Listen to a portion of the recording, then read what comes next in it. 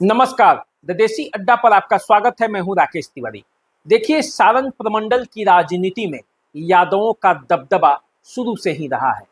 सारण जिले में तो जब लोकसभा का चुनाव होता है तो यादव और राजपूत दोनों आमने सामने होते हैं। विधानसभा चुनाव में भी कई सीटों पर इसी तरह का मुकाबला होता है। क्या सारण हो, क्या सिवान हो और क्या गोपालगंज, यादवों का राजनीति में इंटरेस्ट सदैव बना रहता है। और इसी का नतीजा है कि 24 विधानसभा क्षेत्रों में से 8 विधानसभा क्षेत्रों पर अभी यादवों का कब्जा है। यादव समुदाय से आने वाले ही 8 विधायक इस सारण प्रमंडल में हैं। दल चाहे जो हो, लेकिन विधायक बनते हैं तो यादव बनते हैं। अब देखिए, यदि आप सारण जिले की बात करेंगे तो सारण जिले में 10 विधानसभा की सीटें हैं। 10 में से 5 विधायक सिर्फ यादव समुदाय के हैं और इन 5 विधायकों के बल पर अब इस बार जो चुनाव होना है उसमें यादवों की दावेदारी बढ़ी हुई है। अब देखिए, सारण जिले में जो सोनपुर है वहां से रामानुज प्रसाद यादव विधायक हैं।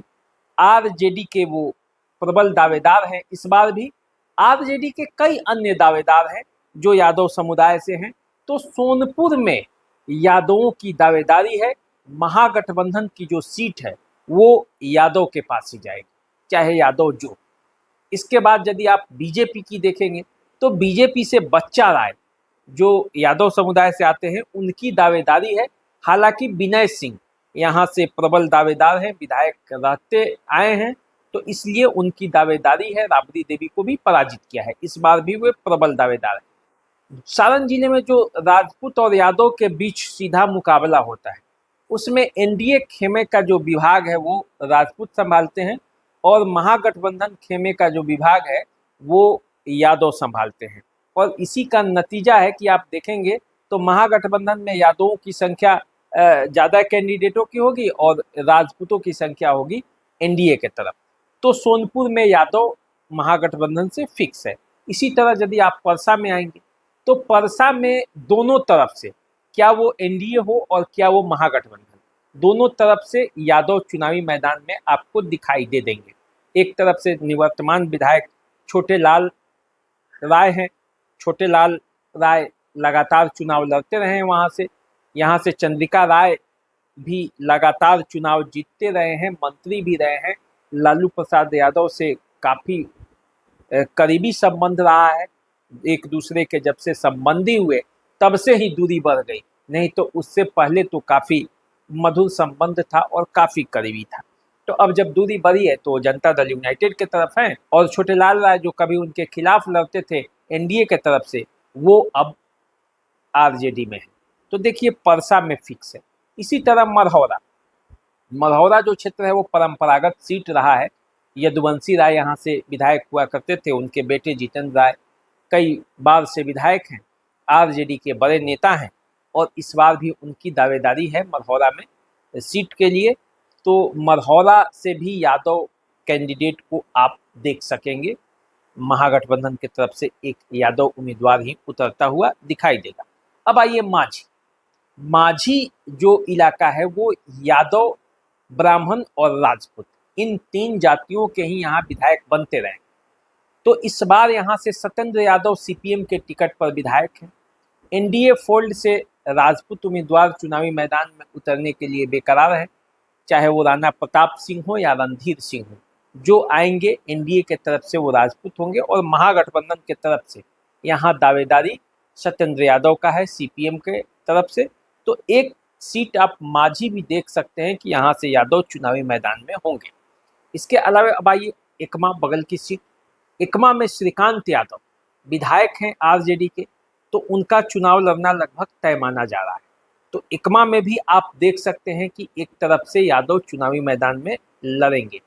छपरा की सीट पर थोड़ा सा संशय है, यादव लड़ेंगे, वैश्य लड़ेंगे, राजपूत लड़ेंगे, कौन लड़ेंगे, ये एक असमंजस की स्थिति है।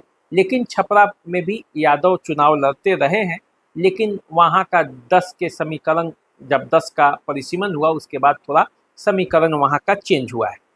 अब देखिए, अमनौर में भी महागठबंधन के तरफ से यादव प्रत्याशी चुनाव मैदान में उतरते रहे हैं।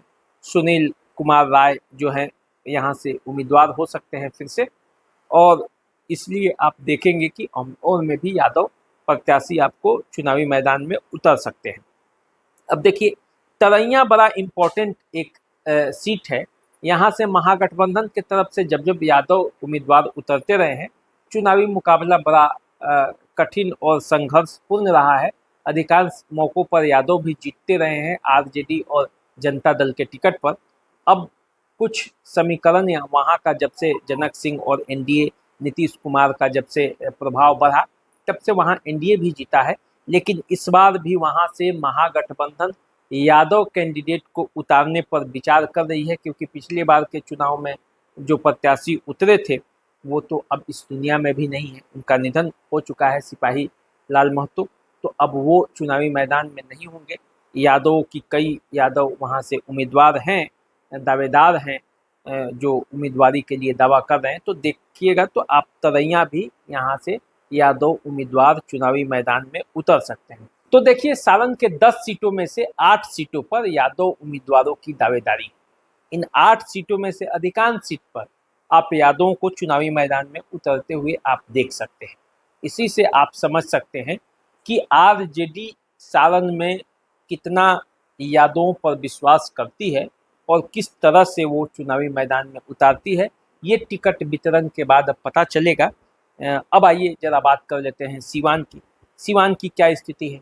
तो देखिए, सीवान में 8 विधानसभा के क्षेत्र हैं। इन 8 विधानसभा क्षेत्रों में से 2 विधानसभा क्षेत्रों पर यादव विधायक ही हैं। सीवान सदर से अवध बिहारी चौधरी और रघुनाथपुर से हरिशंकर यादव। इस बार सीवान विधानसभा क्षेत्र में आप देखेंगे तो अवध बिहारी चौधरी के चुनाव लड़ने की संभावना प्रबल है।